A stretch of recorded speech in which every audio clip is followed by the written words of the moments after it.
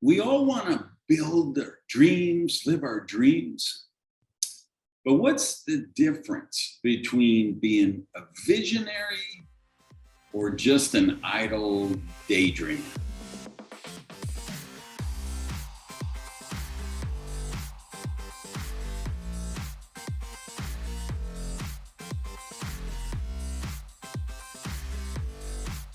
Hey guys, Randy Gage here with another episode of the award-winning Power Prosperity Podcast, which my mom said is the best podcast in the known universe.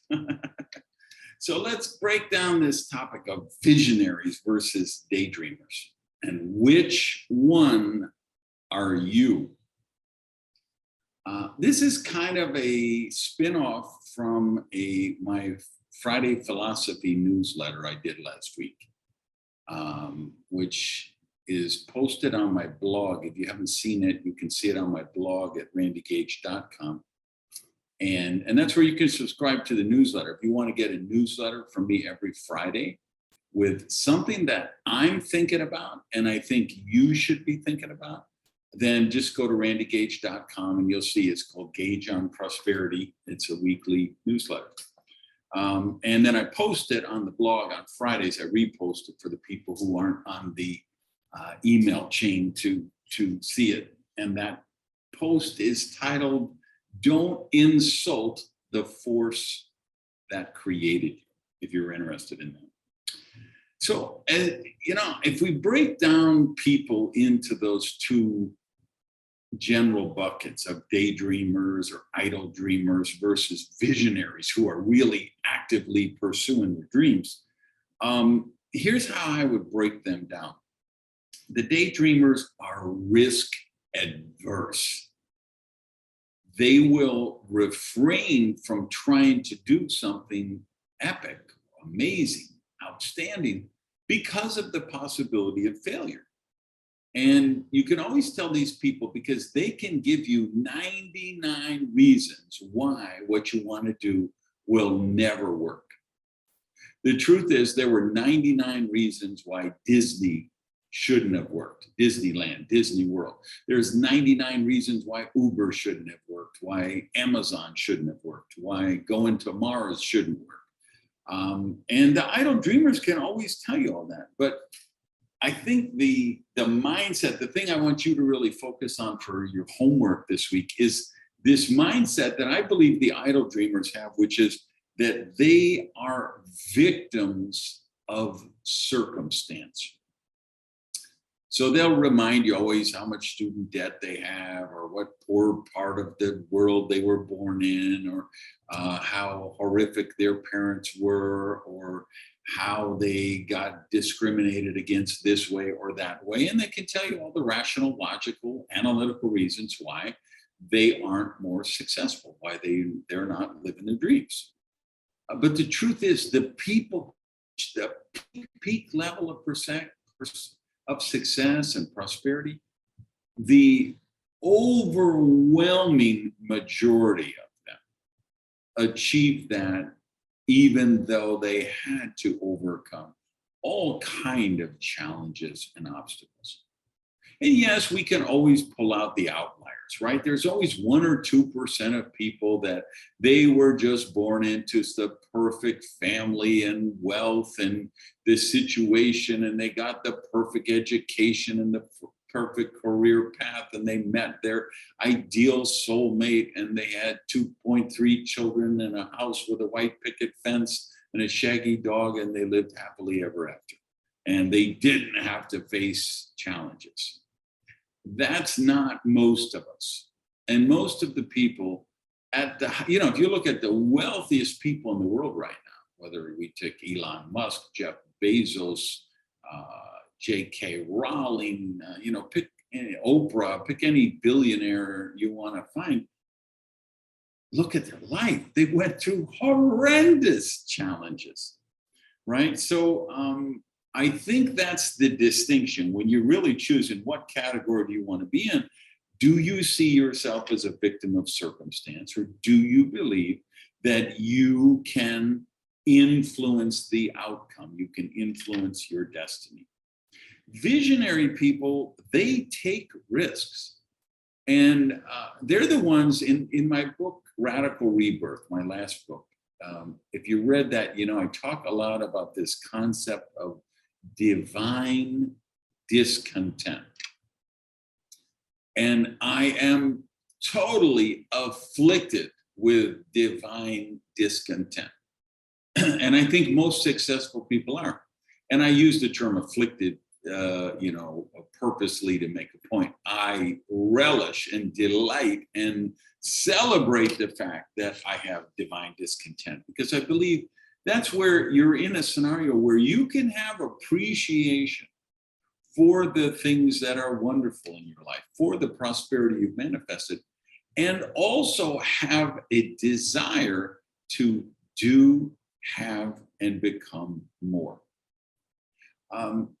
The scenario that kind of triggered that whole newsletter post, which triggered this prosperity post, and by the way, I turned on the camera and I'm going to put it up on the YouTube channel for you guys who like the video stuff.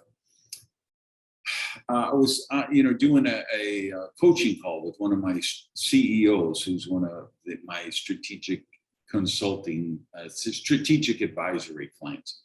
And so we have a call once a month where I like to do this with my clients because I'm the guy outside of their organization that they can talk to if they need to make a, you know, big personnel change with one of their vice presidents, or they got to, you know, they're facing a situation. Do they close down a division or a location or a country that might put hundreds of people unemployed, or do they develop a new product line?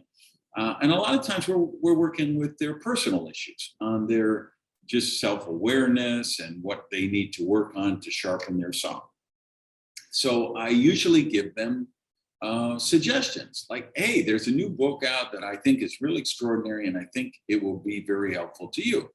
Or, hey, here's a link to a podcast and they're dealing with a lot of the issues that you're facing right now, and I think this would be helpful for you. So this particular client, I had recommended a book that I thought was spot on for what he was going through. So we're doing the call and I say, hey, how are you doing on the book? And he said, you know, I haven't got to it yet. There's no excuse for it. It's solely because of negligence. It's just negligence. And because he used that word negligence, I thought it demonstrated two things. One, why he is so successful. Because he, you know, this is a guy building an international company with a huge number of employees, doing hundreds of millions of dollars in sales, operating in a lot of countries around the world. And he saw himself as negligent because he hadn't followed up and started reading this book yet.